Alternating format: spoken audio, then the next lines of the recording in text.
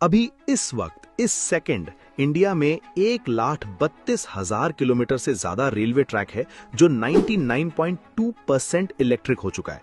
मैं कोई फिल्मी डायलॉग नहीं मार रहा यार। जापान की पूरी रेलवे 64% इलेक्ट्रिक है, यूके की 39%, फ्रांस की 60% और इंडिया 99.2%। ऊपर से पिछले 10 सालों में इंडिया ने इतना नया रेल नेटवर्क जोड़ा है जो जर्मनी के पूरे रेलवे नेटवर्क के बराबर है, पूरे जर्मनी के बराबर 10 साल में।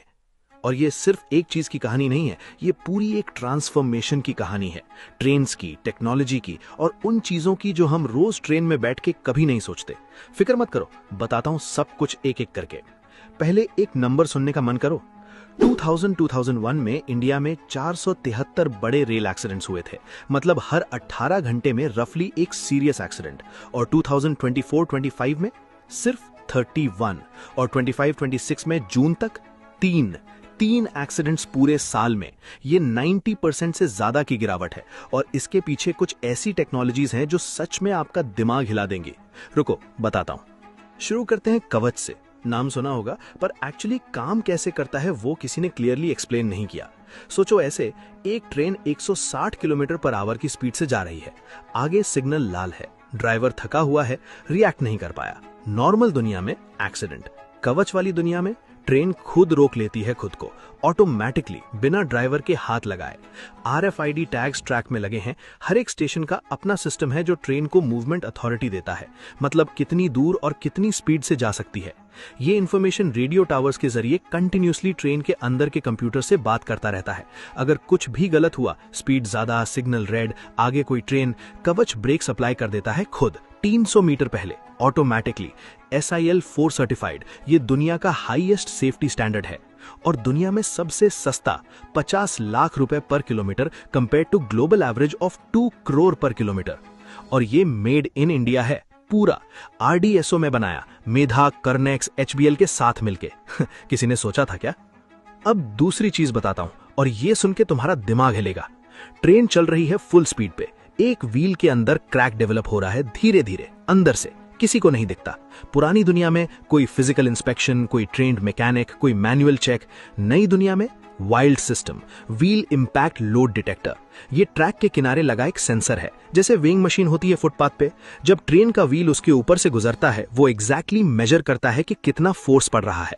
नॉर्मल व्हील का फोर्स होता है 1 नंबर में, डिफेक्टिव व्हील का फोर्स सडनली स्पाइक करता है और इंस्टेंटली अलर्ट आ जाता है। 24 ऐसी सिस्टम्स अभी इंडियन रेलवेज में डिप्लॉय हो चुकी हैं, मतलब 24 चेक पॉइंट्स पे हर ट्रेन का हर व्हील सीक्रेटली टेस्ट हो रहा है, बिना रुके, बिना एनीवन नोइंग। और बताता हूं एक और, MIVS machine vision inspection system, एक AI कैमरा सिस्टम जो दौड़ती ट्रेन के नीचे झांकता है और 0.1 सेकंड में बता देता है कि कोई बोल्ट ढीला है, कोई पार्ट हैंगिंग है, कोई चीज मिसिंग है। 130 किलोमीटर पर आवर स्पीड में, बिना ट्रेन रोके। ये अभी 3 जोन्स में पायलट बेसिस पे चल रहा है, north east frontier, south east central और डेडिकेटेड फ्रेट कॉरिडोर। रिजल्ट्स देख के रेलवेज ने MOU साइन किया है 4 और MIVS लगाने का। रुको, अभी और भी है। फॉग, इंडिया के नॉर्थ में विंटर्स में फॉग इतना डेंस होता है कि लोको पायलट को 50 मीटर आगे भी नहीं दिखता और train 100 to 130 kilometre per hour से जा रही होती है। इसलिए रेलवेज ने फॉग सेफ्टी डिवाइसेस बनाए हैं। 2014 में सिर्फ 90 थे, आज 25,939 है, लेकिन अभी वो इससे भी आगे जा रहा है। IIT मद्रास के साथ मिलकर रेलवेज ट्राइनेत्र डेवलप कर रहा है, एक सिस्टम जो ऑप्टिकल कैमरा, इंफ्रारेड कैमरा और रेडार या लाइडार तीनों को कंबाइन करता है। मतलब ड्राइवर को एक स्क्रीन मिलती है जो फॉग में भी क्लियरली दिखाता है कि ट्रैक कैसी है, आगे कोई है या नहीं, सिग्नल क्या है। सोचो ऐसे जैसे एक नॉर्मल आदमी को suddenly night vision glasses, thermal vision और रेडार साथ में दे दिया हो, एक साथ, एक स्क्रीन पे। अब बात करते हैं ट्रेन्स की, क्योंकि यहां पे भी रेवोल्यूशन चल रहा है। वंदे भारत अभी 160 kilometre per hour operational speed पर चलता है, लेकिन यार इंडिया के ट्रैक्स में कर्व्स हैं और कर्व में ट्रेन स्लो करनी पड़ती है, वरना पैसेंजर्स को सेंट्रीफ्यूगल फोर्स फील होता है, मतलब वो साइड में पुश होते हैं। टिल्टिंग टेक्नोलॉजी इसका सोल्यूशन है। एग्जैक्टली वैसे काम करता है जैसे मोटरसाइकिल वाला शार्प टर्न में अपना बॉडी टिल्ट करता है इनवर्ड्स। कोच का बॉडी अंदर की तरफ झुक जाता है कर्व में और सेंट्रीफ्यूगल फोर्स पैसेंजर्स को फील ही नहीं होती, स्पीड नहीं गिरानी पड़ती और इसके लिए नया ट्रैक बनाना नहीं पड़ता, एग्जिस्टिंग ट्रैक्स पे ही ये काम करता है। Italy, Switzerland, Japan, Germany 11 countries में ये चल रहा है। अब इंडिया लाने की तैयारी हो रही है Vande Bharat EMU train sets में और target speed 200 kilometre per hour से ज्यादा वही ट्रैक्स पे। और इन नई ट्रेन्स के कोचेस क्या? एल्यूमिनियम, स्टेनलेस स्टील नहीं, एल्यूमिनियम अलॉय, क्योंकि एल्यूमिनियम स्टेनलेस स्टील से 30 to 40% हल्का होता है, मतलब सेम इंजन से ज्यादा स्पीड, कम एनर्जी कंजम्पशन और जर्नी में कम झटके। हर पैसेंजर को 3-पिन सॉकेट USB सॉकेट मिलेगा, 0 discharge toilets, hot shower first AC में, एयरक्राफ्ट जैसा इंटीरियर। यार ये रेलवेज की ट्रेन है सीरियसली। अब बात करते हैं एक ऐसे टॉपिक की जो आपको पर्सनली अफेक्ट करता है, वेटिंग लिस्ट। टिकट बुक करो, वेटिंग लिस्ट 200 नंबर पे। फ्रस्ट्रेटिंग है, लेकिन एक्चुअली क्या हो सकता है इसका सोल्यूशन?